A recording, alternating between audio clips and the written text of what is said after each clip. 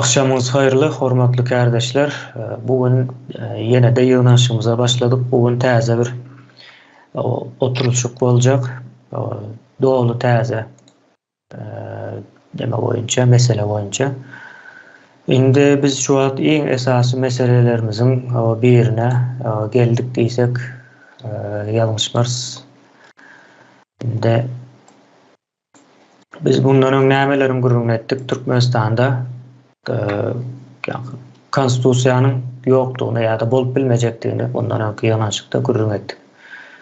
Ondan öňki ýanaşyklarda da şoňa benzeş temalary alyp geldik, ýani Türkmenistanyň içinde kanunyň göräp bilmejegini, onuň sebäplerini, rasizm bilen baglanşyklydy. Ýani Türkmenistan başga bir daşky ýurdun täsiriniň aslynda durjak. Şu sebäplen ýurtda garypçylyk, kanun daşı ýa-da kanunsuzlyk görünçli bir ýagdaýlar bolup dur. Biz hem şu meseleleri çözmek için ara alyas, bir ýyldan köp wagt boldy. Urujy meclisiň näme girenine. Epeslice yol geçti. Gaty gerekli ve wajyp meselelere, ýani täze Türkmenistanyň gurulmasy üçin ilkinji öňüniň açylmagy gerekli bir meselelere gozap geçdik biz bu taýda. Şimdi şolaryň iň esaslarynyň birine geldik aslında. Onların sebäplerini gurrun etdik. Bugün indi nädip şonuň garşysyna göreşmeli diýilen ýaly ýere geldik. Temamyz şeýle. Türkmenistanda merkezi dolandırışın Rus raşizminin täsirine geçmegi sebäpli emele gelen anarşizmden halkın goranmagy üçin çözgütlerin döredilmegi.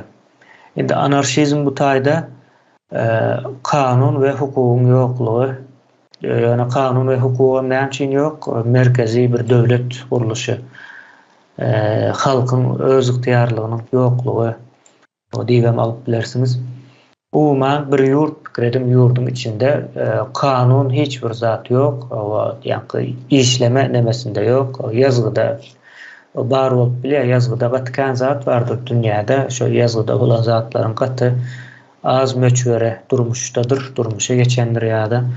Indi bizim hem ýagdaýymyz şeýle, ýöne bizimki beýleklerden, beýlek wakalardan aýratylykda biz bir yurt ve içinde ýaşaýan insanlar var. Yani bularının her haysının özünün islegleri, arzulary bolan, yani bireylerden emele gelen, şahslardan emele gelen bir cemiyetimiz var. Şimdi şu cemiyetin elinden hem zat alınıptır ve çaresiz, ama çaresizliğin sebebi güçsüzlüğünden değil, yani düşüncesizliğindendir, düşüncesizliğe mürite döredilendir. Hatta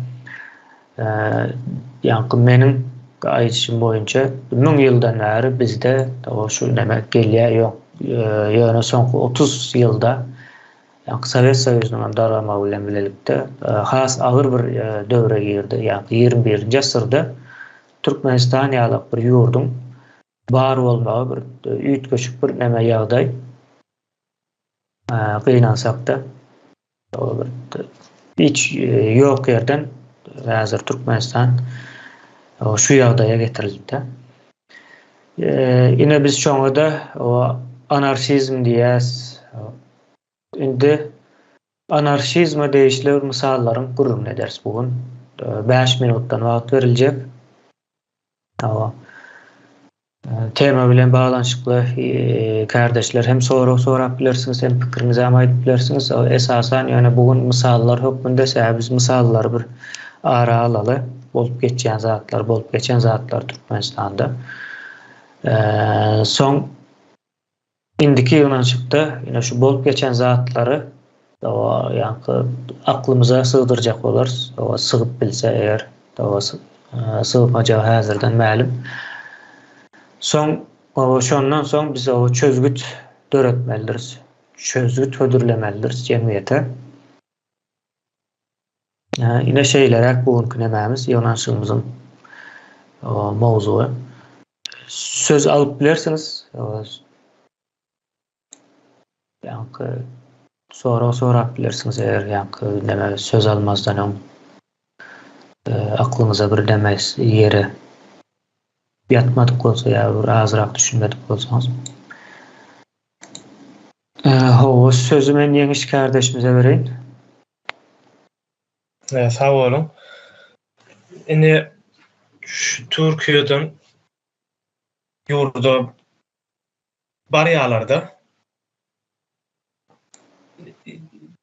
işlemäne gelen ýurtdaşlarymyz ýöne şolar barandan soňra indi biziň häzirki zaman aeroportuna meselem Türkmenistandan Türkiýe gelen wagty hiç kimsenin sunkany hiç bir zadyň dörmeýärler. Hiç zat seretmeýär. Çünki rentgenden geçýär ähli zatlary.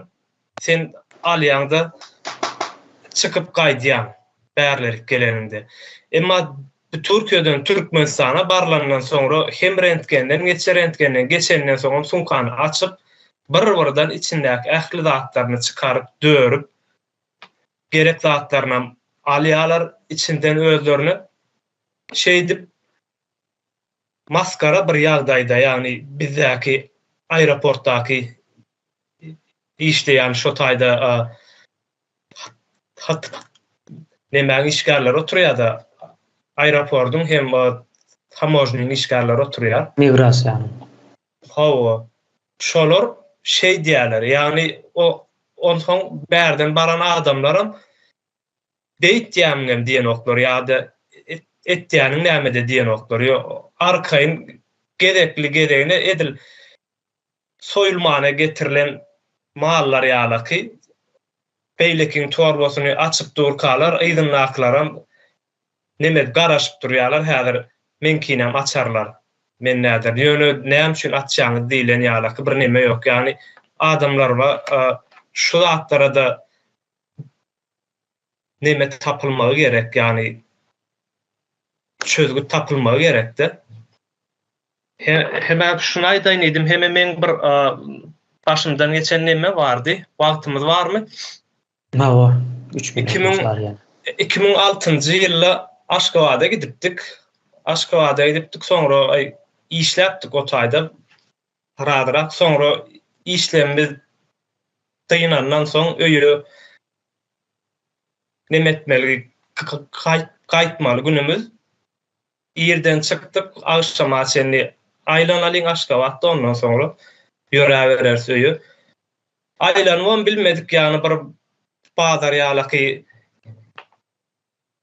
yerine bardyk, şo taýda Cennet Bazar diýilýän bir ýerine, içi nemeden polisden dolu ekeni, pasportyňyz barmy diýip pasport sorady.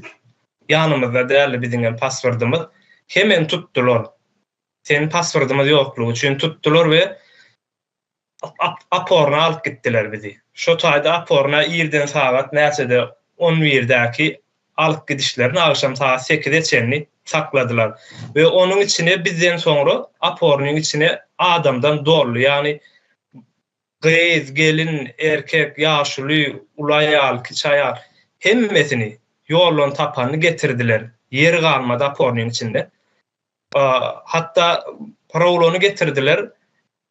Lewaply provlon. Wagdalla durka alyp gaýdypdyrlar. Öýüme gidip barýakam alyp gaýtdylar diýe. Näme üçin alyp gaýtdylar diýsek, propiskaň ýok, işlemäne gelen bärde näme üçin işleýän diýip alyp gaýtdylar. Şolar ýalaky ýagdaýlar bolupdy. Ýagny şol ýalaky ýerlerde de biziň adamlarymyza, ýagny ýurtdaşlarymyza bir çözgüt gerek, ýagny biz nädip, halk nädip goranmaly, halk näme hille edip gaýtargy bermeli, jogap bermeli ýa-da ýördiýse ýöre bermelimi gönümün. Şolary aýdaýyn edmälerçe. Sağ olun. O sözü Mive kardeşimize verýän.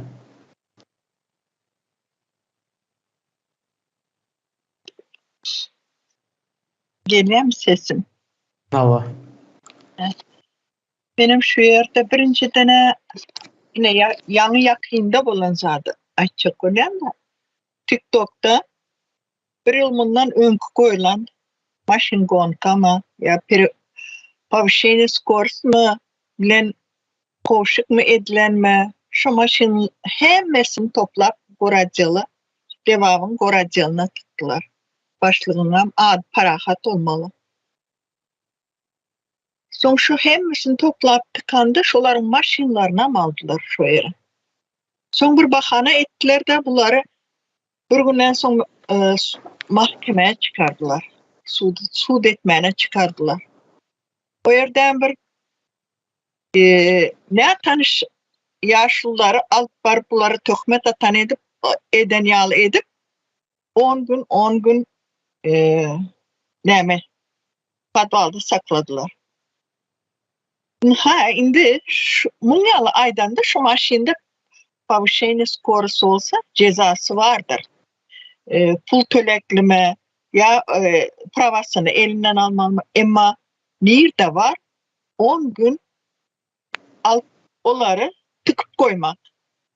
Sonra maşinlerini saklap 50 gün saklap zordan ne yani yakında verilmişler. Atana var, enene var. 10 gün özleri ceza 2 gezek derler. 10 gün nizaştı yere yattılar. 50 güne maşin saklama hakkı var mı şular? Hemen şu yerde eşit otursunuz. Siz bana şu sorağa cevap verebilecek mi? Var mı şuların hakkı şon yazdı? 50 gün maşinin pulunu tölemedik olsa, o alıp vermedik olsa her kimin öz ne telefon ne maşin onları alma hakkı yok.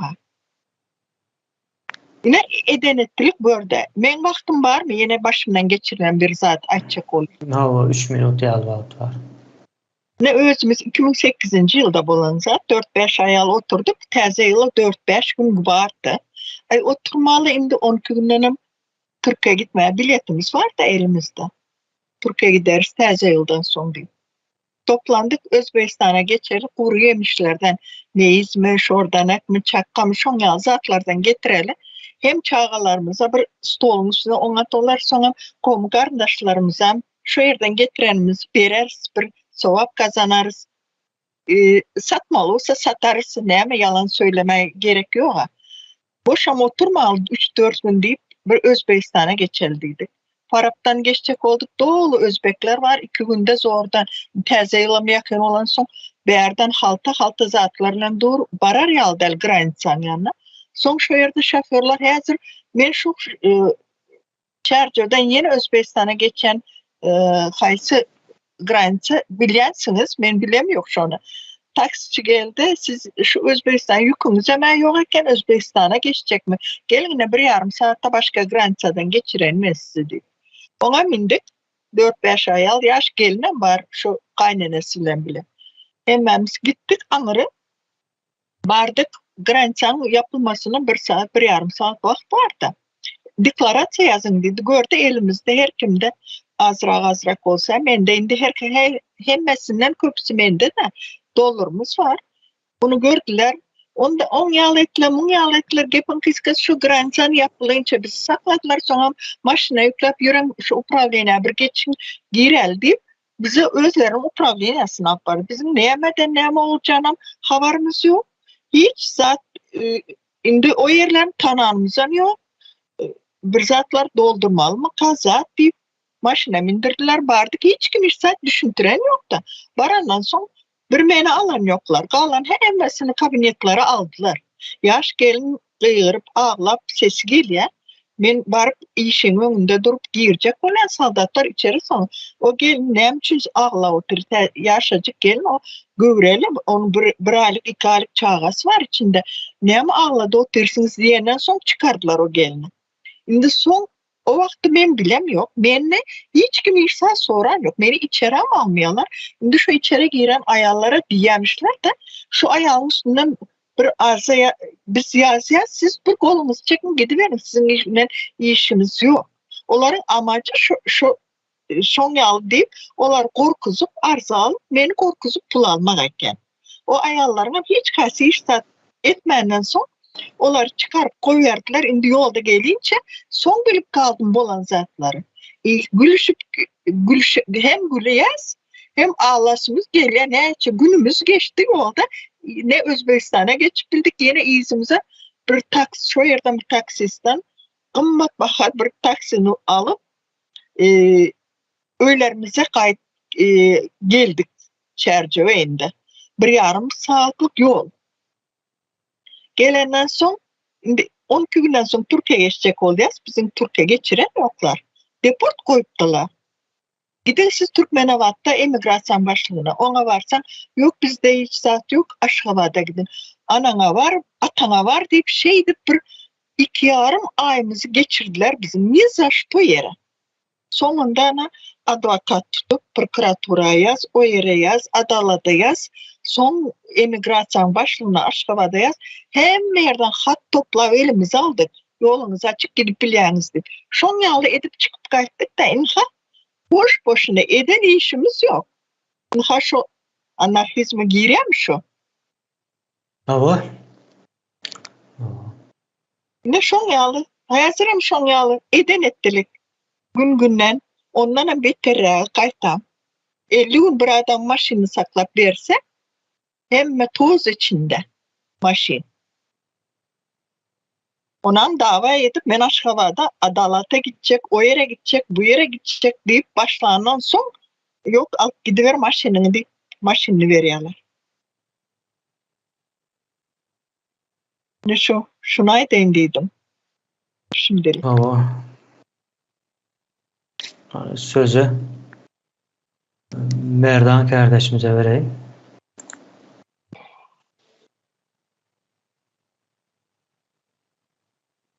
Bana biraz vakt verseniz 5 minutten sonra yesem olmam mesaj alsam. Bolar. Bolar. Onda Muhammed kardeşimize vereyim ben sözü. Sağ olun. Ben bärde bir nemani aytyp geçekden şu anarhiya diýilýär. Şu anarhiyadaky illeşlerimiz misal getirdiler. Söz alan illeşlerimiz. Şu anarhiyanın içinde olup geçen ýagdaýlar görüňberdiler da, ýöne munyň asyl sebäbi şol birinji bilen halk ýa-da jemgyýet nähil goranmaly anarhiya diýilýär. Şonuň sıfatlandyrmasy, suratlandyrmasy diýsek bolýar ýa-da tanadylmasy esasy öňe çykýar-da. Şu ýagdaýda sebäbi anarhiya döwletinde ýanky halis işgär bolsun ýa-da milli howpsuzlyk işgär bolsun, prokuratura bolsun.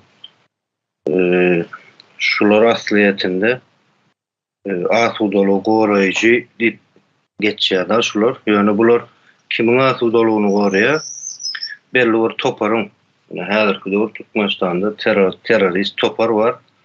Ýene şu toparyň asudalygyny goraýar. Öz berhwitler üçin, arkadan hereket edip bilmeler üçin halky yürütüleyin edýärler, onu bilip edýärler ýa-da bilmän edýärler, öz edýän hereketlerini. Yani şu anarhiya döwletindäki halkyň häsiýetem ütgeýär da şu taýdaky şu goraýjy güýçlerde işleýän adamlaryň häsiýetleri ütgeýär.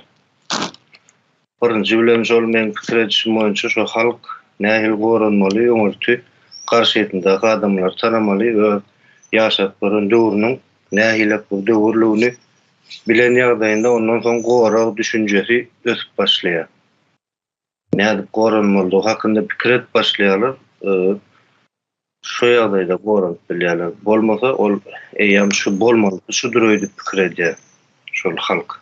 Ne bir ömrüm şomanydy da ana şu 2-3 ýyldan beri şu häzirki halkyň sesi toparmagyň içinde şu zatlar görüp dinläp biraz düşünje dörýär da bizde ýokam.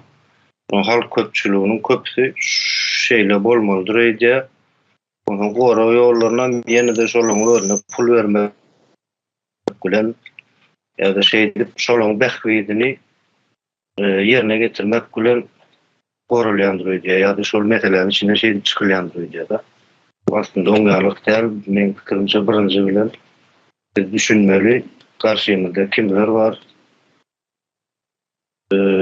Öneş taparağı eder bir meselenin nämeligini bilsek, meselenin nereden gelip çıkanını sorağı bilsek, cevabını tap bolýar diýär-de, nädil şoňaly. Biz karşımızdaki adamlar tanısak, çözümden ortaya çıkarım diýär. Öz-özünden. Adamın yaratılışında da, kuruluşunda da var, şol ağın düşünce kuruluşunda da var, näil kötüde. Şol asıl meseleni bilsen, cevabını ya da çıkarlarını gözlep tap bolýar. Benim fikrimçe. Sağ olun. Açıklarım şular. O sözü Kahil kardeşimize vereyim.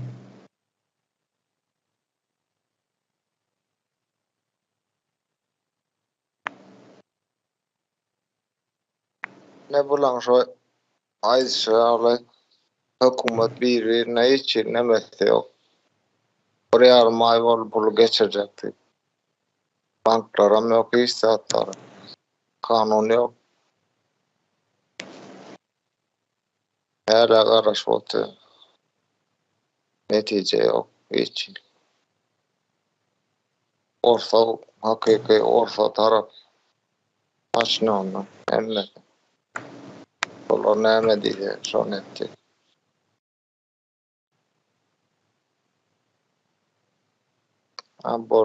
Boldu mu? O yankı bank sistemasının yokluğu ne aytdı da Kahil kardeşimiz. O katı möhüm bir zat ne bir yurdun aslında yokluğu. Şoň ýerine de bar diýip bir zatlar görkezen olup yurdun hakyky näme baýlyklaryny, resurslaryny sömürüp durlarına bolýan zat şol da. Yani şu resurslar sömürüp durkada ýa-ni halka boljak zat bolup dur. Gıynasak yine şoň çözüklerini taparız biz o önümüzdeki bu şu tema boýunça bir näçe ýygnaşyň dowamında. Sözüm Merdan kardeşimize bereyim täzeden.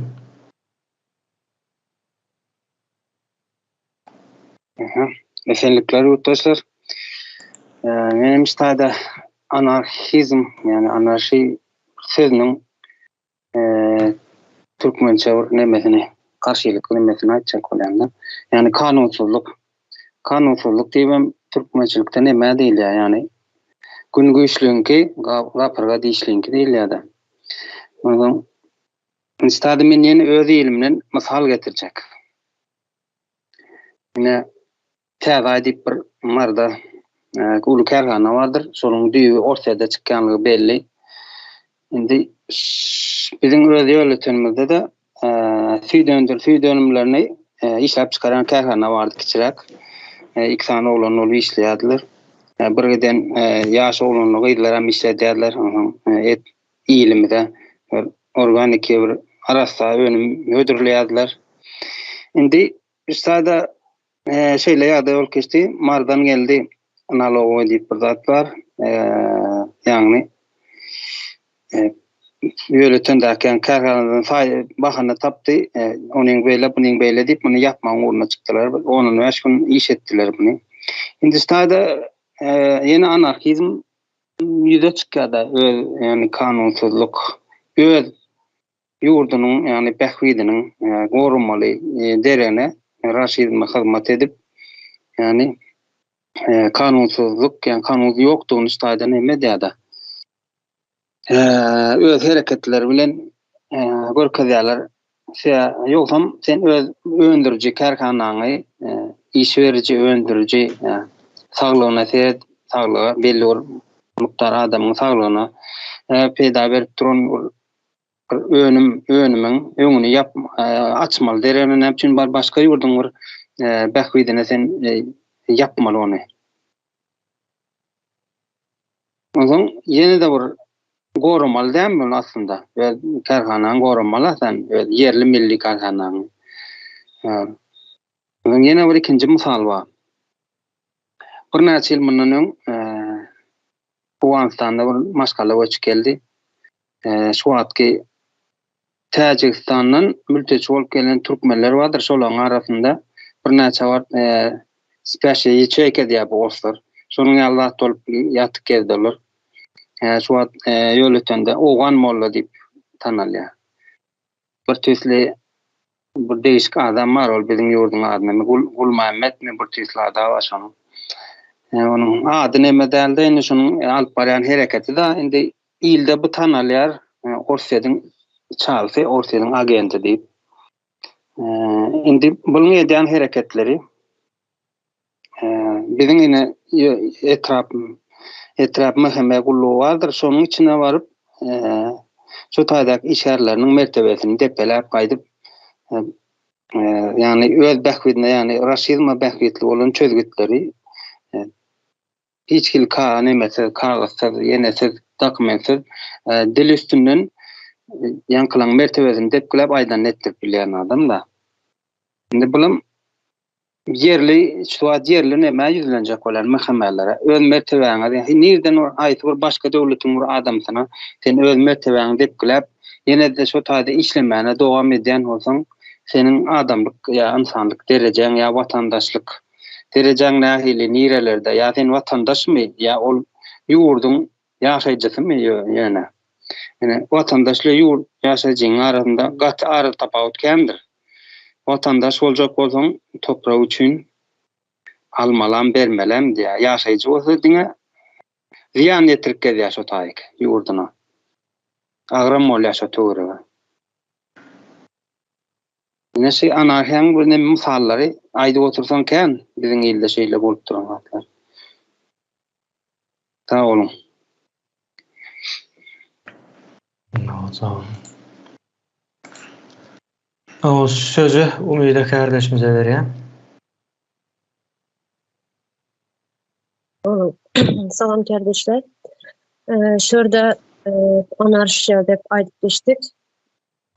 Anarşiya da anarhiya ikisem bir nemedir ýyldaşlar ýa-da garşymasyn kelläňiz. Şurada her nerede bolsan jemgyýetiň içinde adam bolsun ýa maşgalasy bolsun toplum olsun başına bir zat gelen vakti nereye yüz tutacağız? İlk önce polise yüz tutacağız.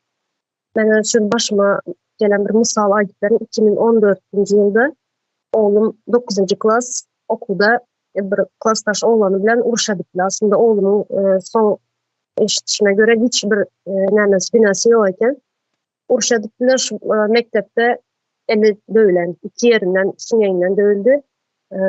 Doktor Kiskeme çağırıp polis aldı. Gören bir havar berler gittik. Gorazil'dan polisler var. Oğlum hissat ifade berip bilen yok şu vakti der operasyon aldılar narkoz berip. Ondan hem şu ağla bürkme de izinde narkozdan açılsın zaten nene çağırdılar. Apornaya çağırdılar. Gelsem şu uruşan oğlanın atası bilen ikisi duran sonra apornanın naçalniye meni kabinetine girizdenip meni oğlumun adından men düşündürüş yazmamı istedi.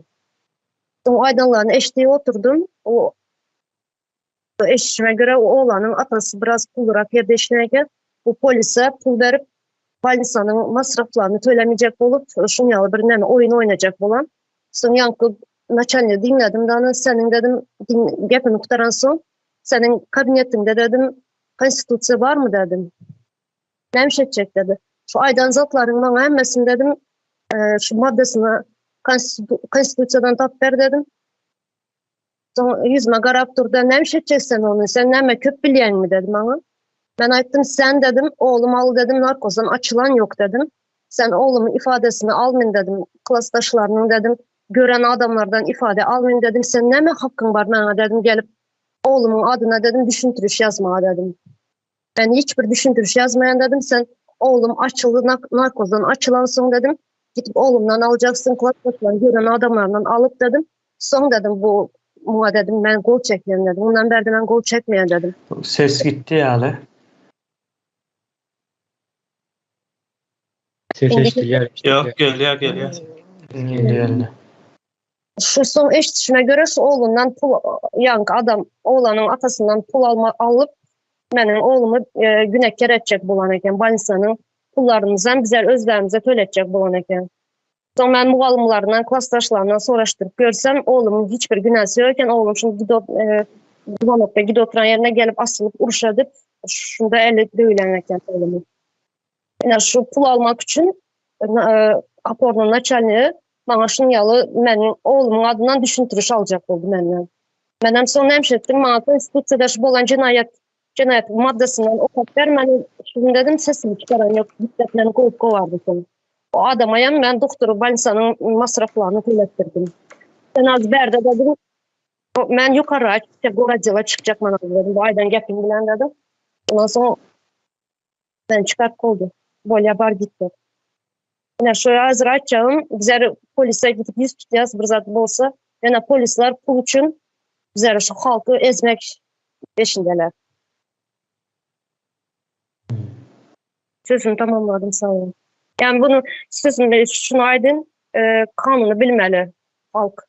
Kanunları bilse bunlar korkuyorlar kanunu soraya baktın. Sen şu madden tapıp berdiğin vaktin hiç sadam edip bilmeyeler korkuyorlar.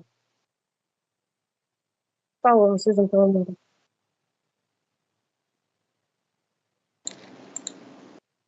O sözü Parahat kardeşimize veriyorum.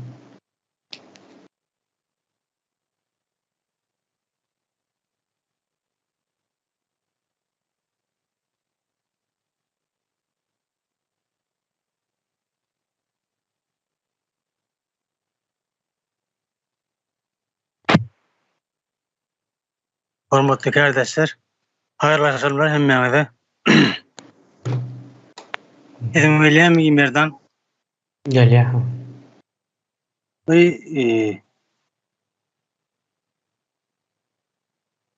Anarşizmden ne edip hukuk halk korunmalı diyerdi. Goğutayım oğuttayım. Bunu ilk adamlar korunmanı kanun bilemedi. İlherde şu at yaş oğlunlar gıydılar.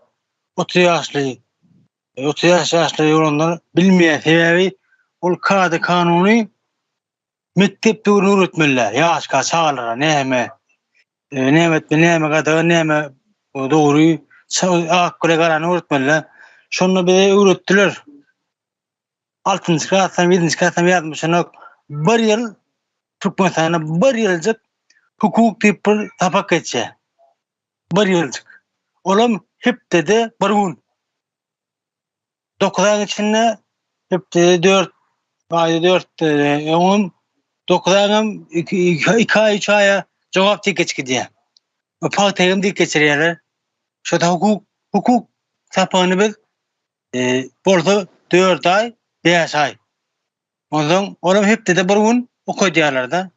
Oğlum bir yılcık. Ondan okuyuculuğun çağıran şunu alıp bilmeyene yeten ok. Alıp yeten ok. Şuatları. Bunu koronman uğru hukukun talep edip, hakkın talep edip bilen ardın sonradan öyle şunu doğrumu denedip bir de ürüdü noktada. Bir de doğrumu da o tanıyanlar.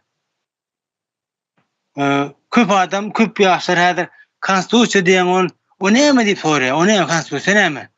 O bilen o şunu konstitusya bu kitap bakacak. Kitap bakın Türkmen'e sen hakkın, men hakkım, hükümetin hakkı kim sana neyse şu anda yazılı kadın ne buluyor?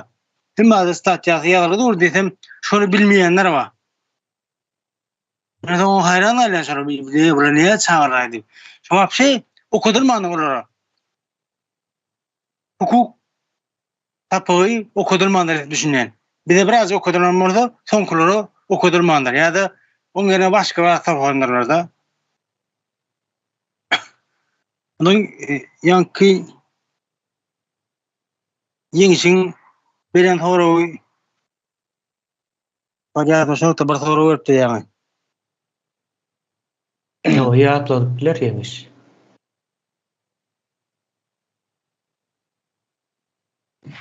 Adamlar neme deyipdim aeroportda ne baryalar yurttaşından ähli kişinin sunkolaryny dörýärler, goşlaryny dökýärler, çykarýar. Ya bolmasa da sen Aşgabatda gezip görün işlemene gitdiler. Umuman halk yani başka vilayetten barayan adamlar Aşgabat'a hiç kim dynja almana gitmeýär, Lewapdan daş boldan mardan hemmet işlemene gitdiler. Bu düşünüp bulburda işlemene barayan adamlar yaş oglanlar hemmetini tutup propiskan yok, ýene nämen yok diýip aporladyk ýalar ýa-da ýolly ondan mundan tutup azar berip bir tarap 5 manat alýarlar. Şonu ýalak yerlerde nähille getip görünmeli. Yani ýür diýseler gidivermelimi ýa ber diýseler beri vermelimi? Ýa-da as nemäňi ýurtdaşynyň öýüne barýan bolsaň barlaya. Şoňa dogry düşündim. Ýeňiş tawul, soraňa taňşyn. Minnettar. Buni nähil etmeli? Ýür diýse gidivermeliler. Ota diňe özüň gürlemeli. Näme üçin diýen soragyň aýda hesaba geçen hesaba kırdım geçen çıkışlamadan görüň edildi. Näme üçin men gitmeli diýip soragy bermeli şolara. Özüň goramaly. Ýazjamasaň özüň goramasaň ýa-da ne şoat onu diýip bilmeseň ýa-da telefonu hemmekçiň ýanyna şonu diktofona açaň kidanlara goýýan. Şo falsetden näme diýe? Şonu ýa-da geçirmeli. İngora şo turana şol. Özüň diýip bilmeseň ses ýapasan alýan. Ertek kuyruğun çıkındı gerek kolleşen dinlersek korkardır. Korkar ondan. Beýerden Türkiýe baranlarında da mı? Türkmenistan baranlarında da sen zadın illemen hakları yok. Şu tadı yine gürlemeli. Başka ditmeler. Näme üçin diýip soragy bermeli şolara. Mert. Näme üçin soragy bersen şolara jogap berip bilen ok. Korkarlar. Näme diýsen? Bor, boýnuň burup dursaň olary hemme adam edýär. Boýnuň burup durmaly, lällänim nazarat gaýremesine. Hakmama diýip. Görköz diýmer buýrugy. Ýa-ki Tuğçanymyň aýdyşaly gaýremeli üstüne. Umyda hanım. Şeýsen gorka. Sizin çıkarman kime bolsaýdyr? Menem bolsam sizin çıkarmanyň garşynda adam. Sizin çıkarman dursa menem edilmezjek, pulnaljak, urjak ýok, korkajak. Ýene pul getir diýjek. Jogap bermesen näme etjek? Näme etsin ol? Jogap bermeli. Adam sen içinde janyň var, diliň var diýip bildirmeýär şo garşynda adama. Etaat hukuk hakkını kullanmalı. Etaat bilmeden şolana. Şartları diýmeli üçin bize mektep töwrüne bir ýyljak hukuk tapany gelir. Onam 6 aya, 3 aya paýta gany kaýam jogap berýär, täze ugry diýe 4 ýaşadym okudyn oklar, ondan bir hepde de bir on. O hiç aranda beynine giren oğul. Nime aýtjaklarym? Kardeşler. Sağ olun minnettar. Tezleringede. Sözü söhbet kardeşimize berýän. Salam emmäňde. Kardeşlerime diýen aýdyp geçdiler-de bir sanawy. Hak hukugyňyzy talap edin. Deňeşe kanundan sonra berenişler nime işgärlerini, hukuk goraýjy işgärlerini ýa ýene şoňa benzeşlerini diýip aýtdylar-da. Men bu sözler bile alalaşamak sebebi anarşizm, hürmedildiği anarşizm strukturası bir yurtta anarşizm devam edýän bolsa hiç bir guruluş işlemeýänligi alamatydyr. İşlep adı vardı, özü yoktur. Eger iş ya bolmaly ya yok bolmaly. İkisinden haýsam bolsa biri ýany ortada galyp bilenokda.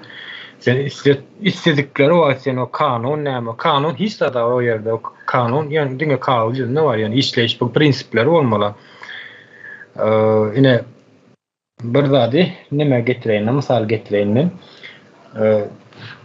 Bir sanak ýa-ki ýokardan dolanýar, merkezden dolanýar. Ine hukuk goraýjy işgärler ýa ýol gödäwçilik işgärler ýa bolmasa aýdaly участковойлар bolsun, owa участковойлар ýa bir raýonyň участковойлary bir nemeden wagty şolar iş düşende ýa senden kim tapanlaryny maňa git maşyna gidip barýakan ýol gödäwçilik kullugyny işgär sen saklady meselen maşynyň hapy ýa ýene şoňa meňdeş bir bahanalar tapýar we senem şoňa garşylyklaýyn soraýan näme üçin olar ýala kanun bamy zat diýip olamaýda kanundan tutanokdanym ýokardan gelen buýrup ýokardan gelen prikaz diýilýär. Ne bu zat näme demek? Ne şol anarşizmin esasy temellerinin bir nemeleri. Näme diýin? Esaslardan biri, sultnamalardan biri o.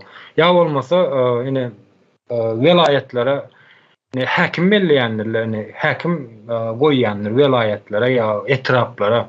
Hatta şu hakimlerin ornwatarlaryna çene ýokardan oýanlarlar. Ýöne şu welaýatyň ýaşaýjylary şol hakimin kimdigini, nirelligini, nirde näme okanlygyny hiç ýagdaýda şu biografiýasyndan hiç kimin habary ýokdur. Yani bu ne şu anarşizm esasları. Yani bu o son 100-nji anarşizmin nemeleri, sebäpleriniň biri. Tabi başdaklar, birinji, ikinjiler, o zatlar aýdylyp geçirilýär. Ýöne ýene täzeden gaýtalamaýyn ýani ähli mejlisimizi. Diýjek bolýanym, döwlet guruluşynyň bolan ýerine bu zatlar halk saýlamaly, ýani häkimi, misaly häkim alyp da halk saýlamaly we halkam öz tanayan adamsyny saýlamaly. Ýani ses berilişik esasyny edil. Döwlet guruluşynyň bolan ýerine prezident saýlawlaryny bolşýarlyk we häkim saýlawlarynyň hem ýani belediýe başkanlaryny saýlaw bolmaly. Olam halk tarapyndan saýlyp seçilmeli we kimdigini tanamaly. Ýöne gynansak da şu saýlanýan häkimleriň kimdigini absolutly hiç kim bilenok. Hiç kim bilenok. Ýa-ni ýakynda welaýat häkimlerini aýyrdy. Watan habarlaryna näme görensiňiz, belki ýa görmediklerini bagda daýyp bereýin. Indi şu ýerde häkimlerini aýyrýanlar, ýöne şu häkimler aýyran wagtlary häkim şonda kanun tarapdan näme sorap bilenok şoňa. Ya kanunyň işlemeýänligini bilýär, kanunyň täsir etmeýänligini bilýär. Ya bolmasa hukuk goraýjy işgärler, isledik we ýokardaky nemeler, hukuk goraýjy işgärleriniň has ýokarsyndakylar isledikleri wagt aýyr bilýändirler öz işgärleri. Ya bakyna tap neme ýene şoňa meňdeslatlar neme edip bilýändirler. We şolar ulanyp bilýär şo kanuny. Ya konstitusiýa, Türkmenistan konstitusiýany. Ondan siz pikir edin. Şolar üçin, ýani häkimler üçin, ýa bolmasa ministrler üçin, ministrlere aýyryp berýär nemeden, işinden. Şu ministrler ýa häkimler şolar özlerini, şahsy nemelerini goramak üçin kanun peýdalap bilmeýän bolsa, halk üçin işleýänler öýdýän kanun bolsa, ýa konstitusiýa. Ýani bu zat anarşizm guruluşynyň dowam edýän ýerine, ýa bolmasa şoň gurulan ýerine kanun işleme mümkinçiligi ýok. Diňe güýje hyzmat edýärler we güýje tapýarlar. Yani güýç gelmese gitjek nemeleri ýoklar, bularyň alaşlary ýok. Beşiktaş'a şunu aýtjak boldy. O söhbet kardeşimiz ýokardan gelen buyruk diýdi kanuny bolup bilmejegine. Yani o taýda indi Umydanym misalında kanuny talap etmedi. Hukugyny, hakyny talap etdi aslında. Yani hak näme? Dogry bolan zady, dogry bolşýarlyk, o görmek isletdi. Ýoksam Türkmenistanyň kanununda eýle zat söz berseň sözüm kesýän onu şuna aýdyp geçen ýa şu aýatlar bana aklyma gelýär. Hukuk, hak yani adamın hakkının bağdığını ilki bilen onu düşündürüş işlerini geçirmeler. Her bir adamın hakkı bardığını ve her bir adamın şu devlet için, şu Türkmenistan için gımmatladığını özlerine duyup biler yalak şunun üstüne düşündürüş işlerini geçirilmeli. Ya olmadı tapak geçirilmeli orta mekteplerde şu nämediğini, hak hukukun nämediğini, kanunun nämediğini ve şondan son adam anıp başlayalar. Hem men hak hukukum bar eken, men şundan goran bilýän ekenim diýilen terde näme edip bilýär. O zatlar bilmeýän adam için yani hak hukukum nämediğini nädip talap etsin? Hak amma hukuk amma elbette bar. Yani nädip talap etmeli şonu? Karşıňda bir sana hukuk goraýjy işgäri bar. Owa, indi men söhbet o senin demeň üstüne bir zat oşaýyn berkitmek üçin. 25-nji noýabr meselesi bolupdy indi bizim dostluğumuzda. Serwer diýip bir doktor bolmaly bir aýal. Şol wagtlar orta ýaşlaryndadyr bolsa. Şonu şol 25-nji noýabr bilen baglanyşykly diýip hasap edýän bir adamy näme çykypdyr, hassalanyp yani ruhsada çıkýar da işinden. Soň olam o hassa dälmiş diýip indi şol ýa serwer diýip doktory 5 ýyl ýa tutsak etdiler, ýa-ni hapis cezasyny berdiler. Gawatlar, ýa-ni hapis sözüni täbir nemeler bizde ýok diýen ýaly kitap okusaňyz o kitaplaryň köne kitaplaryň içinde bardyr. Gawamak diýmek ýa-da bir manyny berýär. Tutsak etmek başka bir sözdür ýa-ni. Tutsak edýän ýa-ni suwda çykarmak üçin tutsak edip bilýärdi. Yani o gawama meselesi ýa-ni başka. Indi şonda yakınları soň o eýle däl, o ýalňyşdyňyz, o günäsi ýok diýip arza ýazýarlar bir näçe ýere. Soň şu arzany ýazandan soň onu ýa-ni 5 ýyl bolan olsa üstüne ýene-de 10 ýyl goşupdyrlar. 15 ýyl etdiler ýa-ni. Sen misin arza ýazan? Sen misin hakyny talap eden diýen ýaly. Ýene bu taýda da bir anarşizm demesini görüp bolýar. Ýani ýurtda döwlet we döwletiň goýan ýa-ni awtoritar nemesi ýok, awtoriteti ýok. Indi şu an Amerika diýip bir döwlet bardyr we onun awtoriteti bardyr. İçinde hemme kanunlar ýene nämeler işleýändir we bu tebiilik däldir aslında. Yani her gurama öz baştaklığından gelýär. Yani bizde de şeyler olmalı. Ama bir organ o seni tutsak edip hapis cezasyny berip bilýän olsa, belki organ senin hakyny täzeden gozap bilýärdi. Soň indi bu taýda sen misin nämeni gozgan diýip 10 ýyla üstüne goşup berýär. Yani bu näme diýmek bolýar? Indi söhbet kardeşimiz aýtdy da nemedenden soň hakyny talap etsen ýa-da hakyny talap etmägini öwretmeli ýa-da. Ýene bulam tersini öwredýär aslında. Hakyny talap etsen işin gaýdýar diýip öwredýärler. Şonuň üçin sesini çykarma. Biz 5 ýyl berdik, şoňa şükür et. 10 ýyl beren bolsak nämeti? Ine sana o ýene 10 ýyl üstüne goşduk.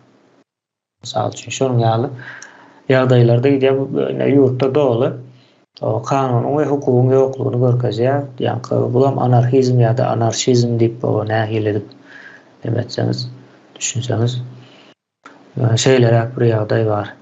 Men sözü Ýeniş kardeşimize bereyim. Sağ olun. Indi şu an illeşlemez dinläp oturýan bolýan. Menne ýene bir pikir döredi. Köp aýdyrly da ýani Arat kardeşimize aýtdy, bize kanuny öwredilmedi diýip. Yani biz gözümüze getirýäris kanuny, hukuky mektepde öwredilse öwredildi, öwredilmese de öwredilmedi diýip gözümüze getirýäris we mektepde bize öwredilmänligi üçin öwredilmedi diýäris ýöne biz bunu ýalňyş at berip gelipdir. Bugün eçenli bize kanuny öwretdiler. Ödem durmuşda gatygo öwretdiler, ýatdan öwretdiler ýöne tersine öwretdiler. Polisiýanyň kimdigini öwretdiler bize. Gow tanatdylar, ýöne tersine tanatdylar. Tersine derler, şularyň hakykatyny öwretdiler. Ne meselem, sen ýolly polis saklan wagty, gaý saklan wagty, sen olaryň kanunyny ýatdan bilýän, eýen beýningde näme etmeli, 5 manat pul bermeli. Çünki olaryň kanuny şol. Bunu her kim bilýär, Türkmenistanda ýaşaýanlar we çykaryp puluny berýär, kanuny ýerine ýetirenligi üçin hem gaý ony goýberýär. Ýa-da polis meselem sen iş yerin var mı bir yerde işläp görsün üstüňe organ ya polis ondan bundan adderlan gelýärler üstüňe dörüp olaryň kanuny sen eýem şolar gören wadyna kanuny eýem beýningde hatyrlaýan ýadyňa düşýär we gelen wagty bermelisin berýär bol sen olaryň kanuny ýerine ýetirdin sen işläp bilýär. Bize öwretdiler bunu realny durmuşda bütün Türkmenistanyň halky bularyň kanuny ýatdan bilýärler. Hatta bularyň polisini de tanaýas. Kimdigini, nähillekidigini. Ýöne dünýädäki insanlaryň ýaşaýan ýurdunda, hakyky ösen jemgyýetleriň ýaşaýan ýurdundaky bolmaly kanunlaryň, nähillik kanunlaryň dogry bilemdi, öwretmediler. Öwrenmänligimiz üçin talap etmedik. Çünki talap eder ýaly bir zadymyz ýokdy. Biz olaryň kanunyny bilýäs. Şu wagtky ýaşaýan ýurdumyň kanunyny. We polisiýanam ösen ýurtlarda polisiýany nähil edip tanadýarlar, polisler adamlara kömek etýär. başyň sıkışan wagty ýa-da çagalara şeýle aýdýarlar. Bir ýerde adaşan wagtyň ilki bilen polisiýanyň ýanyna bararsyň, polis sana kömek eder. Öýüňe görkeler ýa-da öýüňe ertip berer, seni hostarlaryna goşurar. Ýa-da biri sana haýwat atan bolsa, biri bir zadyň ogurlan bolsa, janyna kast etjek, ýene bir zady etjek, o da ýene gidersiň polisiýa aýdarsyň, polis sana kömek eder. Bütün cemiyetler de beýle öwredilýär polisiýany. Bizim ýurdumyzda da öwretdiler polisiýanyň kimdigini. Ýanky aýdyşym ýaly ki, bularyň öz kanunyny öwretdik. Bütün Türkmenistanyň bunu bilýär. Yani biz bunun adyny bu neçe yani biz kanuny bilemiz ok, biz kanuny öwrenmedik zat diýärse, yok bu ýalňyşdyr. Biz bilýäs kanuny. Şularyň kanunyny yerine ýetirip gelýär şu neçe. Ýöne indi biz bilmeli bir zadymyz bar. Şunu bilmegimiz gerek. Bize ýalňyş öwretdiler. Onu hakykaty näme diýmeli we onu kazanmak istemeli adamlar. Yani hakyky kanuny talap etmeliler, çünkü sen olardan soranyň bilenem ýa-da talap edenim bilenem hakyky kanun olarda ýok. O hakyky kanuny sen özüň kazanmagyň gerek. Yani halkyň özü çykmaly hakyky kanun, halkyň ýaşamaly kanun şu şekilde bolýan ekeni biz de şeýle ýaşamak isleýär. Bu günden beýle sizin kanunlaryňyz bilen ýaşamak islemeýärs diýmeli. Şulara aýdaýyn. O Ýeniş kardeşimiz aýdanlaryndan bir zat ýadyma düşdi indi. Hakykatdan hem kanun, ýa-ni şu wagt kanun diýip berilen zat Türkmenistanyň içindäki olaryňky ýöne kanunyň şeýle bir häsiýeti bar. Hemmekime geçerildir. Bir kanun çykan wagtda hemmekime ýa-da değişlik bolan nemesi bardyr, häsiýeti bardyr. Mysal üçin näme diýeler, hassalar ýa-ni päskelçiligi bolan, ýa-ni maýyp diýerler. Şolar üçin mysal üçin ýeňillik berýän bir kanun bardyr. Şo çykan wagtda hemmesine degişilir. Çağalara mysal üçin belli bir 18 ýaşynda ýa-da bundan soň 16 ýaşyna girenler ses berip bilýärler saýlawlara. Ýa-ni sesini berip bilýärler diýse, hemme 17 ýaşyna girenlere degişilir. Yani hemmeni öz için alýar. Kanun değişli olan nemesini öz için alýar. Yani bularyň görkezýän kanuny näme etsen et halky taala diýen ýalyk bir düşünjäni berýär-de gör. Şonuň ýaly bir ýagdaý. Ýa-ni Sapar aýylyny galdyryp durdy, näme etdimi? Soň aljakmy ka sözü? Soň aljak bolsa men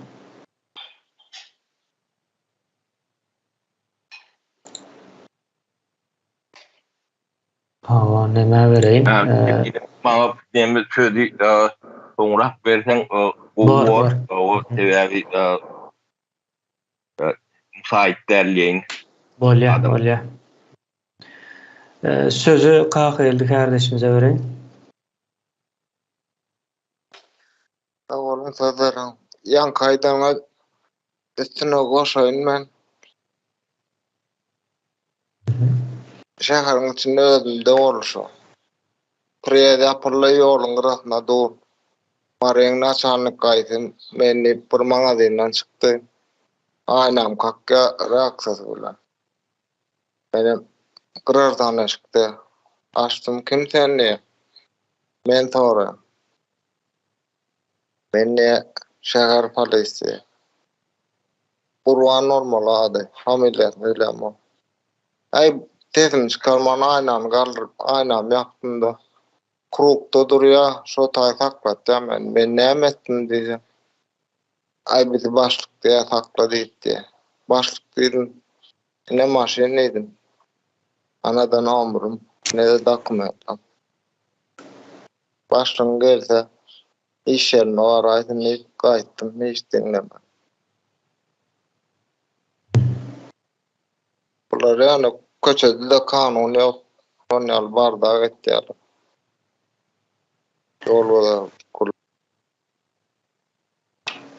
Hawa düzgün nemesi bolman üçin ýa-ni barlap görýär, synanyşyp görýär, hana gorkmazmy diýip.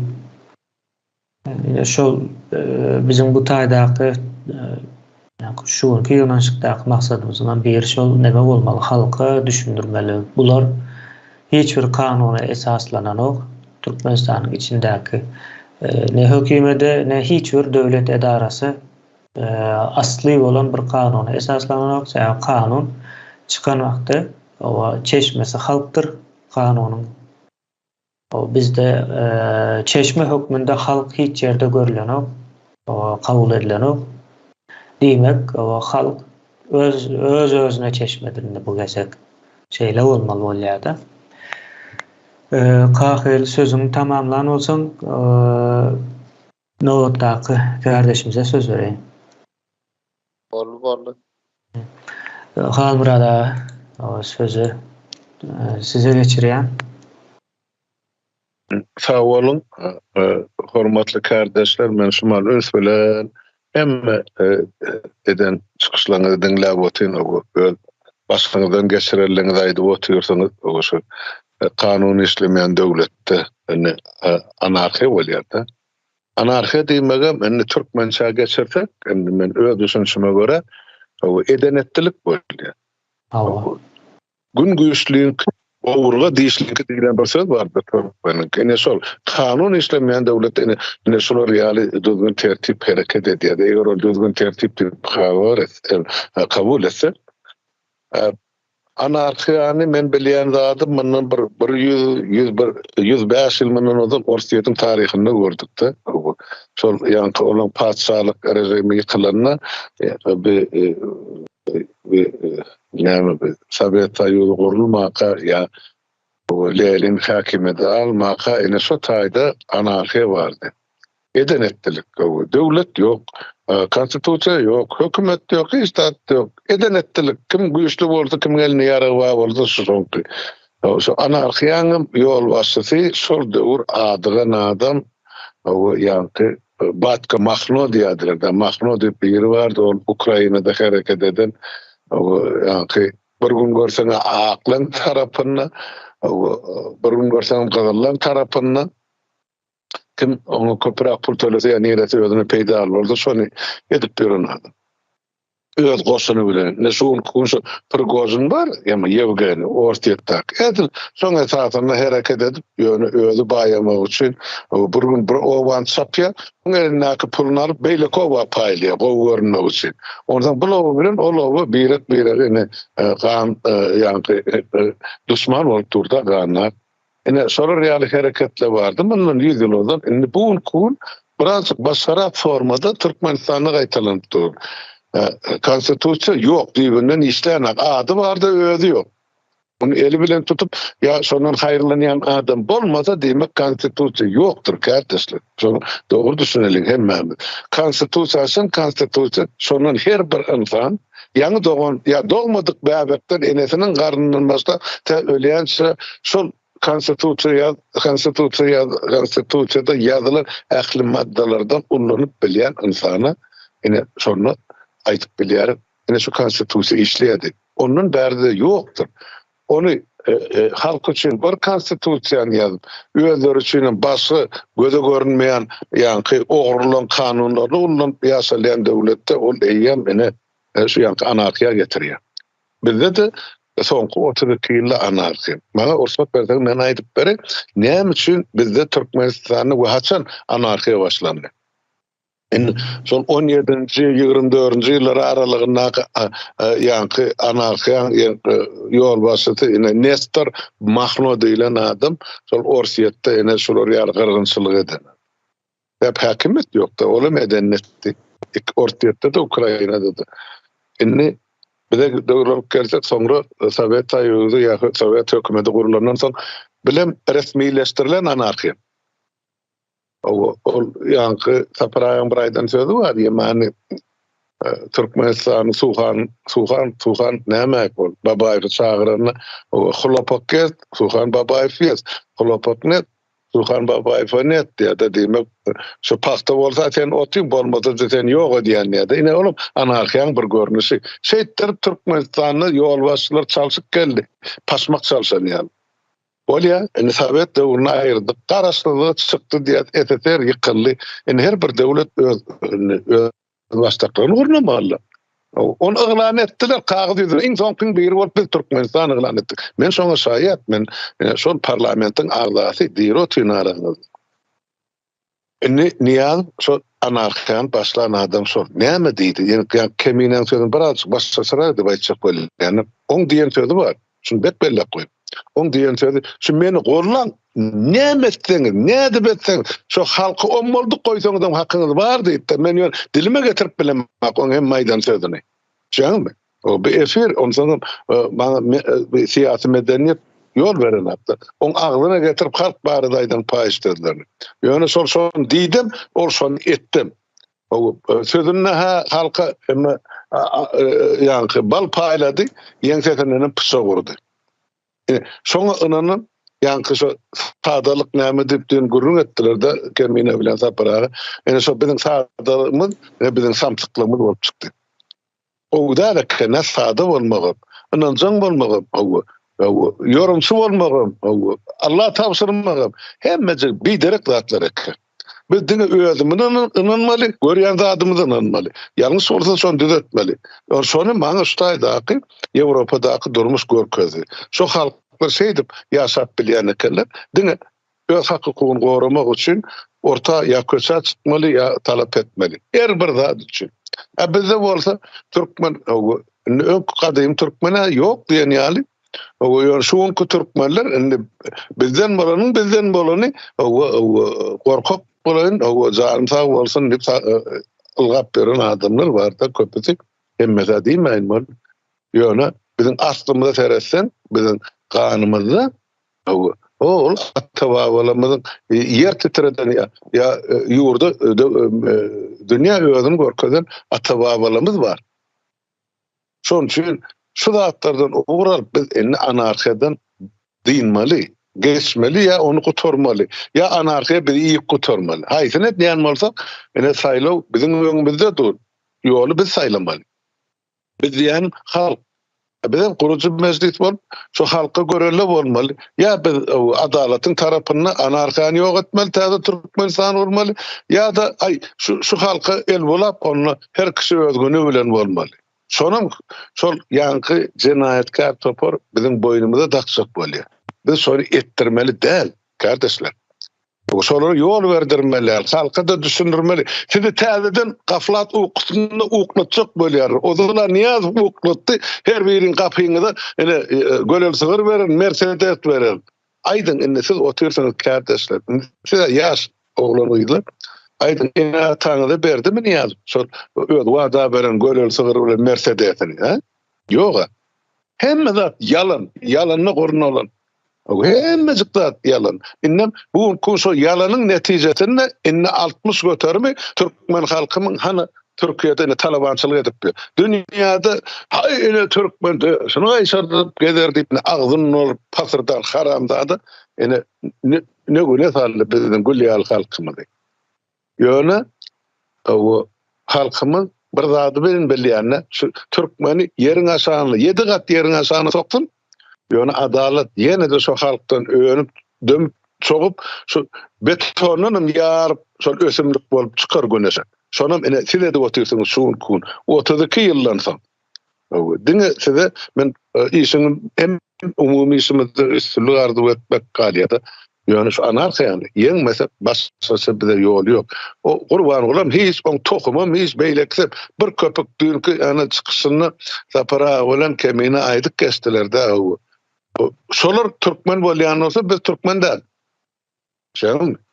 Ora Türkmeniň adyny manatyp adamlar hem de.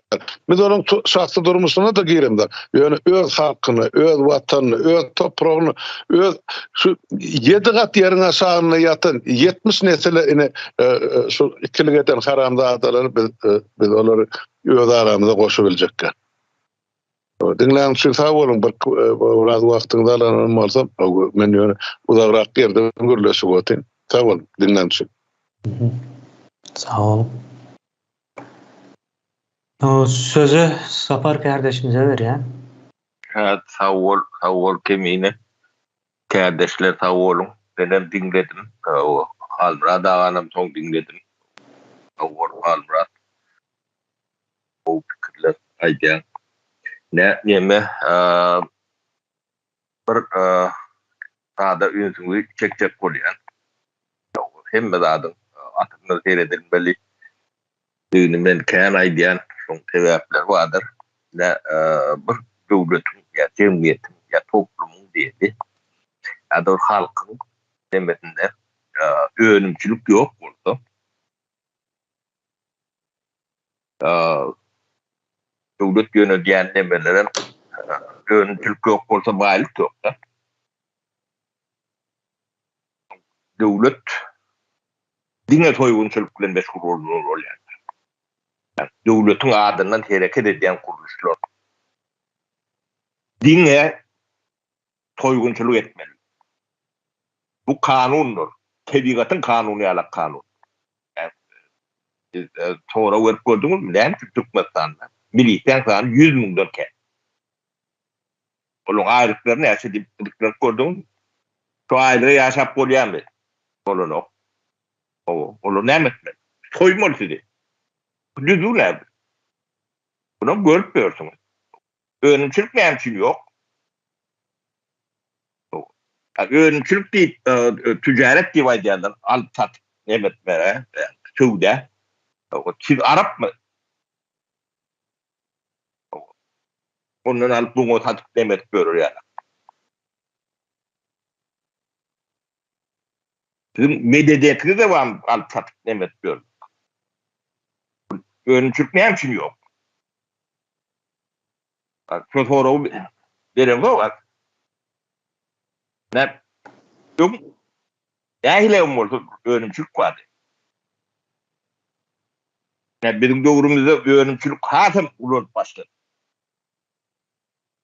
97-98 yıllarda 8 mindən uğrak, 9 milyon vardı. Ödüm gazette peçat ettiler. Çok adetim şu var. Hiç kim tapıp bilen o. Arşivlerini de bağlattık da. Resmi 9 milyon tane önümçülük yani. Huzusi kerhanan yaptı. Bir ukaz bilen yani. Ferman bilen.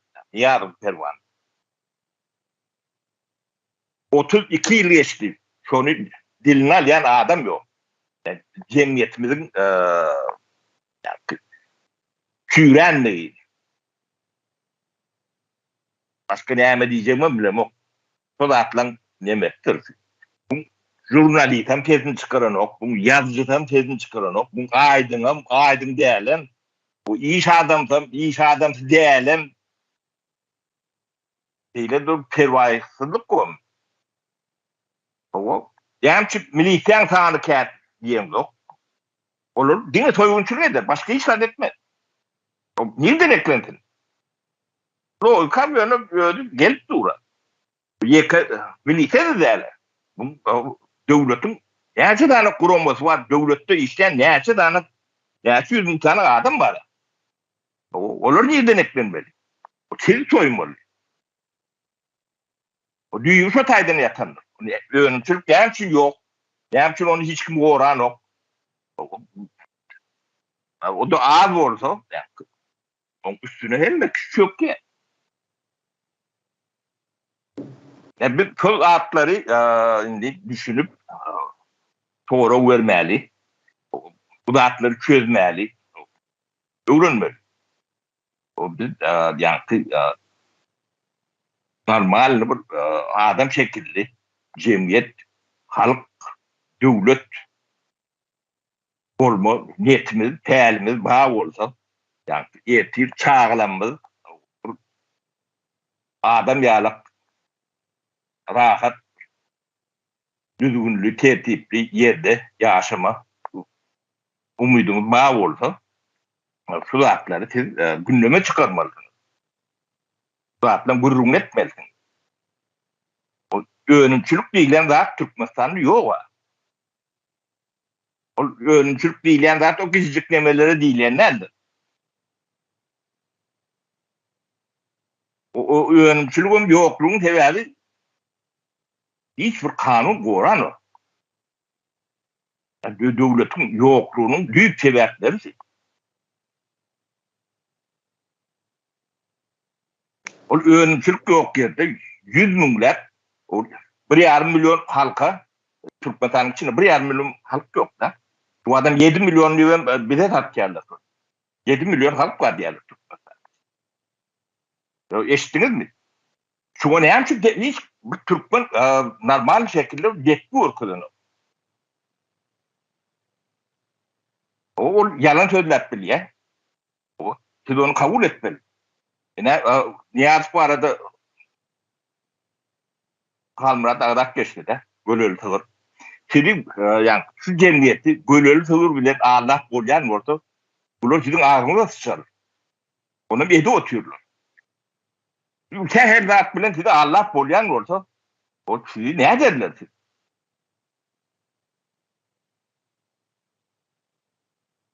Onun için biz yani şu meseleleri yığıdan her rakursdan gündeme çıkarmalılar. Şu problemler bağladığını entekvene bu düğünü yettim diye aydıp bilecek gel.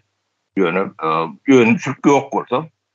Bunun çoğu milisi, polisi, görle her bağ olsa.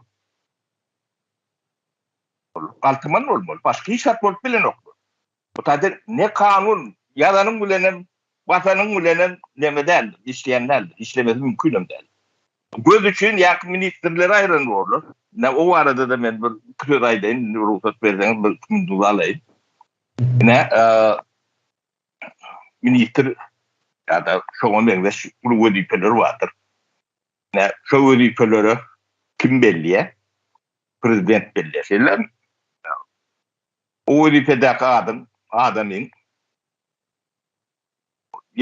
öz başlarlığı var. Ve erkinliği var. O. Ve finansı teriştesi var. Onu burada edecek oldu. Yani prezidentten ruhu dalbetleri. O ettiyse ediye, etmediyse eden oldu. Şol adamdan sen ervel işlepsin deyip bir hasap torap olur mu? O. Belki olur.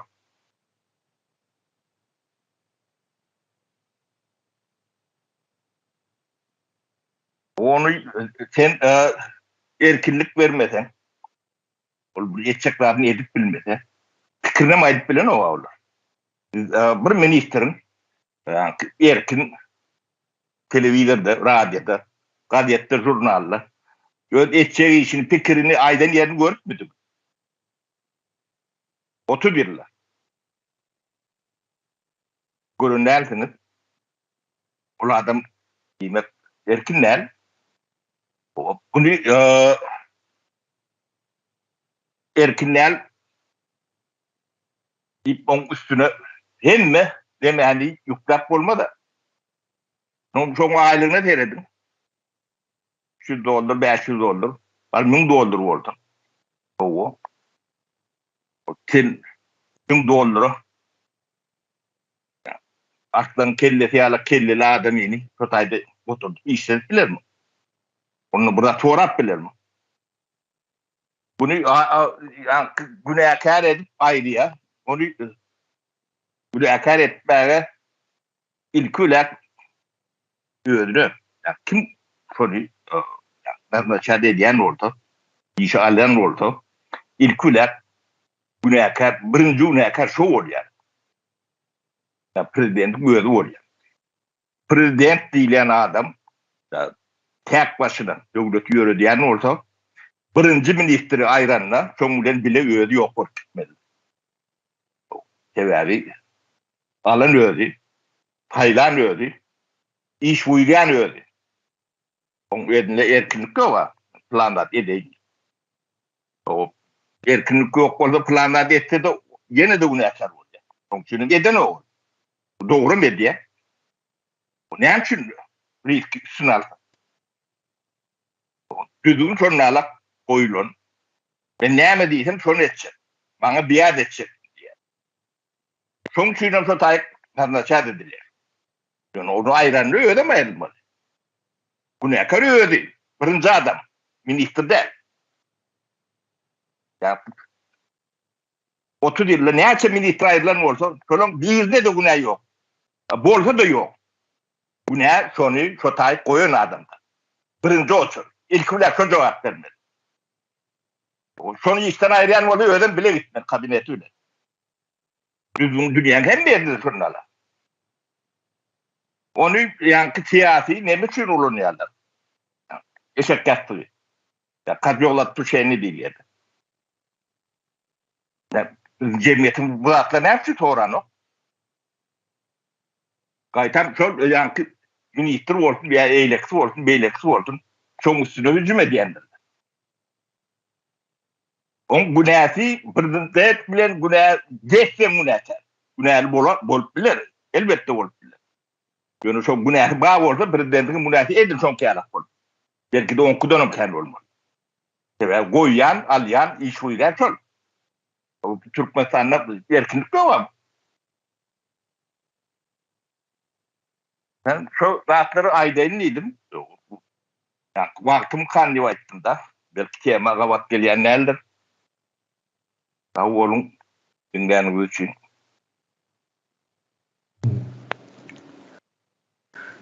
Kardeşler, umuman hemme neme seyretseniz, katlaklara seyretseniz hemmesinde de var.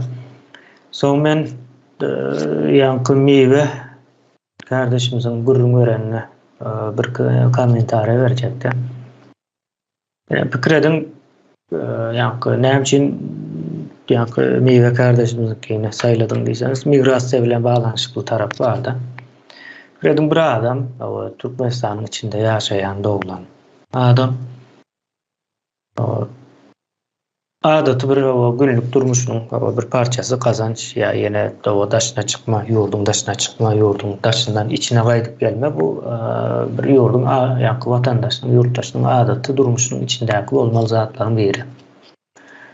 Özbekistan'a gidip taze yılın ön yanında yankı iriymiş alıp gelecekler yankı saçaklarını bezeme için Özbekistan'dan gelye, şu güneş 50 gelye oldu, iriymiş diyilenlemeler. Son şu tayda gümrükte oturan migrasiyanın işgərləri o biz pul kazanıp bilmez mi kak deyip onlar o tayda saklaya. Son pul kazanıp bilmeyeceğine gözü yetmesine varamazdan yankı deme bellik düşüyorlarda deport deyip yankı bellik düşse bitti. Son yine Türkiye'ye çıkacak olsalar 10 günden 2 haftadan son çıkıp bilen oklar ne için o şu tayda neme yazıptır. Indi migrasiya bu tayda Türkmenistan'daki anarxizmin en ulu nemelerinin biri. Yani katı gönden tesir ediyor ve vaktal önümüze çıkıyorsa yurdun içinde bir düzgünçülük, yani edenetlilik ya da halmurada ayış boyunca bolanlığı için adamlar mecbur yurdun dışına çıkmalı oluyorlar. Indi şu tayda yine migrasiya nemen içine giriyor. Yurdun dışına çıkıp bilmeyeceğine olar karar veriyor. Fikredin özlere birinci emel usulda kıyınçılık törediyorlar. Son şu kıyınçılıktan bir çözgü tapıyor da bir adam özçe. Şu özçe tapan o çözgüdünün hem önüne geçecek oluyorlar.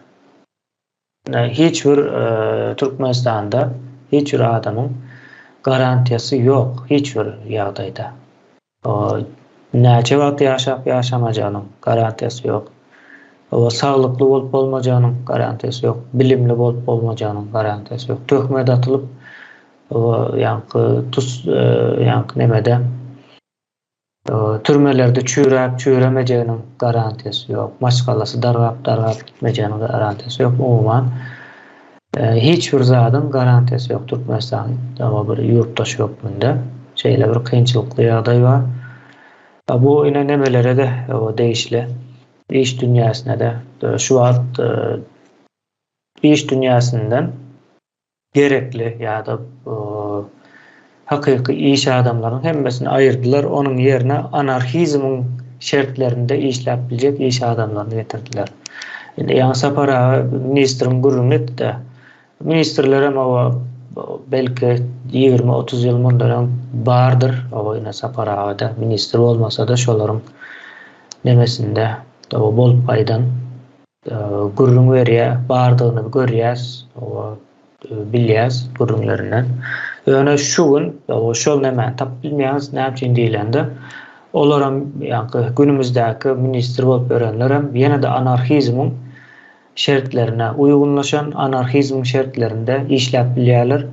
Şu wagt hakykatdan hem Türkmenistan bir problemasyny çöz diýip aýdyp biljeň hiç bir ministr, hiç bir hakim, hiç bir adam ýokdur, tapwan bolýan däldir. Bu ýene anarhizmin getiren ýerleri, getiren ýere ýa-da anarşizmin. Ýa-da şeýlere bu gynandyrjy. Gelmese gowurdy, ýöne gelenden soň bunun içinden çykmaly. Bunun içinden halk çykmak isleýär hakykatdan hem dilini bilen ok, ýa-ni çykmagyň bir dili bardyr. Ýene şeý diýip çykmaly diýip ýa-da şeý diýip çykmaly diýilen wagtda şo dile düşünmesi gereklidir. Ýene onuň öňüne geçipdirler. Ýani siyasi näme goşulsaň işin gaýda diýip deme ýöretdiler-de. Indi ol şu wagtlara güýji gaçdy, ýöne güýji häzir gaçdy, ýöne bundan ýa atuly bir päsgelçilikdi halk üçin. Bu zatlaryň hemmesi anarhizmin getiren nemeleri, döredýän netijeleri. Indi biz bu ýerde halky anarhizmden çykmagyň ýollaryny öwretmelidir. Kıyın bolarmy diýip sorasaňyz, kimler üçin kıyın bolup biler, kimler üçin hem aňsatdyr bu iş. Şonuň üçin etmelimi etmeli. Ýagdaý şoňa geldi. Etmeli ýagdaýyna geldi. Onda kardeşler bugünlükçe bugünkü ýonanşymyzy jemleýäs we indiki ýonanşykda şu mowzugy dowam etdirmek üçin ýene-de täzeden ýüşýäris. Sag bolun. Ýene-de görüşýänçek.